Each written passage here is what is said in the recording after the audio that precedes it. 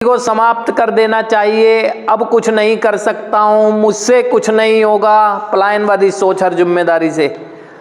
लेकिन यहाँ एक अवधि होने के बाद, कुछ समय कार्यक्रम में बिताने के बाद, अब हम ही हैं वो ये बात कहने वाले कि मुझे एक अवसर मिलना चाहिए, मैं अब अपनी जिंदगी को बेहतर करूंगा। वादे करने वाले हम ही लोग हैं। कैसे हो गया ये चमत्कार? ठीक।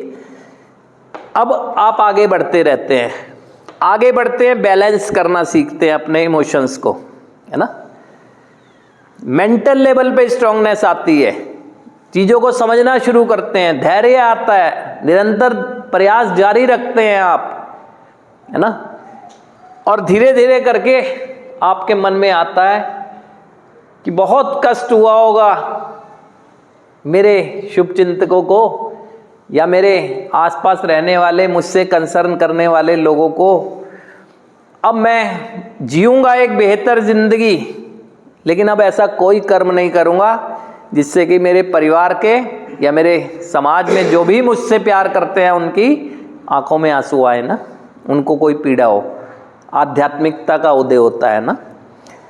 यानी प्रोसेस के तहत अब मैं ये कहता हूँ, मात्र अस्तित्व के लिए नहीं जी रहा हूँ, जिंदा हूँ, इस बात की खुशी है।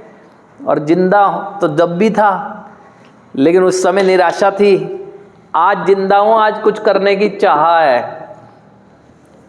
दार्शनिकता की लाइन याद रखा करो।